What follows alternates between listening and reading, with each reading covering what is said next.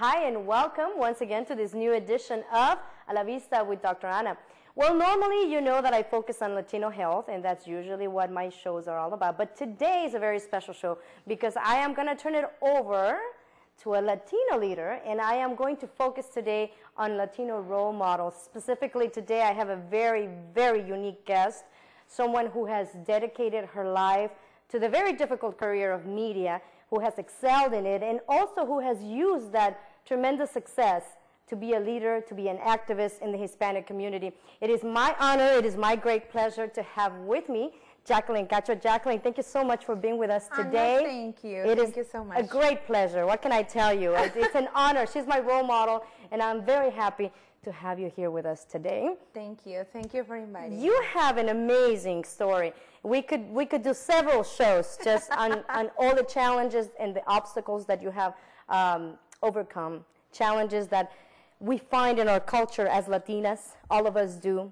Definitely. And it is how to overcome those obstacles that really becomes the key in making that transition from being a Latina with all these facing obstacles and being a successful entrepreneur in your case. Let's begin with talking about who you are, Jackeline, where you come from. Tell us a little bit about that. Well, a lot of people think that I'm from Mexico, but my heart is Mexican, but I born in Lima, Peru. I moved to the United States around 15 years ago, and I moved here in the beginning with a modeling contract.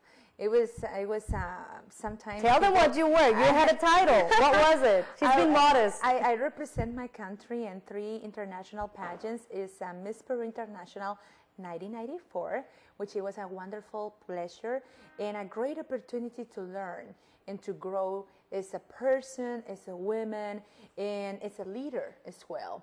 I didn't know in that moment, in those days, then that experience will open so many doors and actually make my character, my personality very strong. Because sometimes you don't know when you confront problems or situations that will help you in the future. Well, that situation did help me a lot.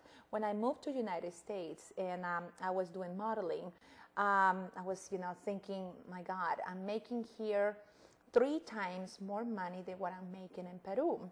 And that was the major reason why I stayed, and I extend my working visa, which it was a blessing from the beginning to come here with a working visa, which not happened too often for South Americans. Sure. And it must have been hard leaving your family back home. Very hard. How did your family take the fact that you were moving out of Peru and you? Well, my mother knew that I'm an adventure person. I have my goals in life, and definitely I had my responsibilities as well because I support financially my family for the longest that I've been working. So my mom gave me her blessing, and I've been in contact with her, and she knew that my dream was, if I'm moving to United States, to move my family here sooner or later. And have you achieved that? Definitely, yes. I achieved that almost 6 years ago. I moved my sister, my brother, and my mother. And that's the biggest blessing that God gave me. And it was because I worked so hard and I sacrificed a lot, but it paid off. Tell us about that incredible journey that you made, coming to this country, being an immigrant, not speaking the language. And not speaking yet how I want to talk. Yes. No, you speak beautifully. And how did you not lose hope, which is what happens to a lot of professionals that come into this country and all of a sudden they don't speak the language, they're in a completely new environment. How did you manage to keep that dream alive, that hope? Well, the big part in me was my mom. My mom showed me how to be strong, showed me to have faith. She helped us to be together through my dad's sickness. She was a hardworking woman from what you've said. Very hardworking woman, very strong in her faith. And my dad was sick when I was 11. He got sick to a stroke. He had a stroke, very strong stroke, and he was sick for almost 7 to 8 years. After that, he passed away by a heart attack. So we, and I say we because my family, had a process financial problems, and as well family problems. But my mom was so strong to maintain us together with faith and with hope, then things will change. You know, things don't last forever. Like she always say, today we have problems, but tomorrow always have hope, because something else will come. Along. And my family always have been very united, very close. And to me, I always say, you know, my mom has been my role model, and because of her, I always have a smile when situations come. When it's difficult. When it's and it difficult didn't to stay come. long for bad, because what happened? When did you get your big break? My big break was when I moved to Houston. I decided to move to Texas because it was a very large Latino population in there. And when I was in Miami, I thought, if I'm staying in the United States, I want to stay in a place that I can learn.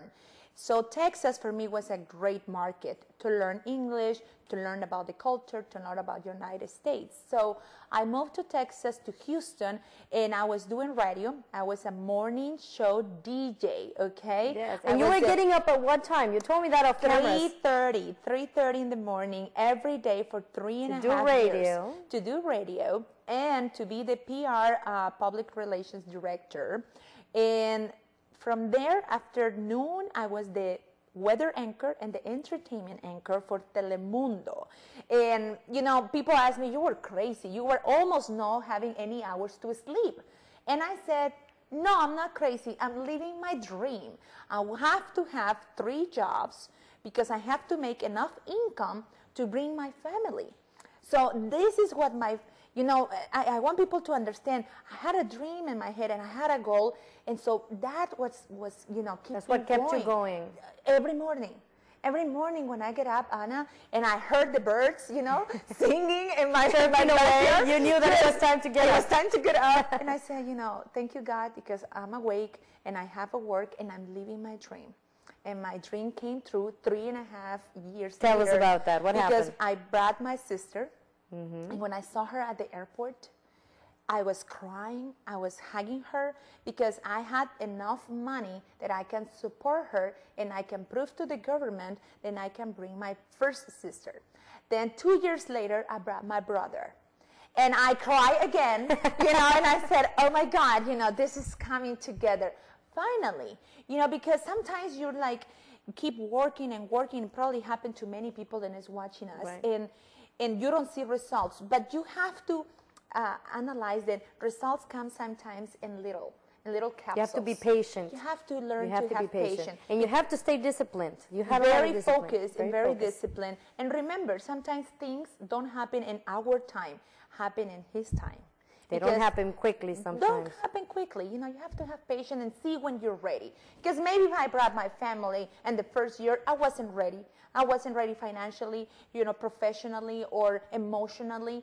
And I am ready now. And they have been my supporter. My brother works with me. He is a business partner as well for the production company. You have your own company now. You're the vice president of your own media production. Yes. And my boyfriend and fiance, he's the president. He's a producer, and he's from Mexico. Yes, Mexicano. Yes, and I met him here in Los Angeles. But before we get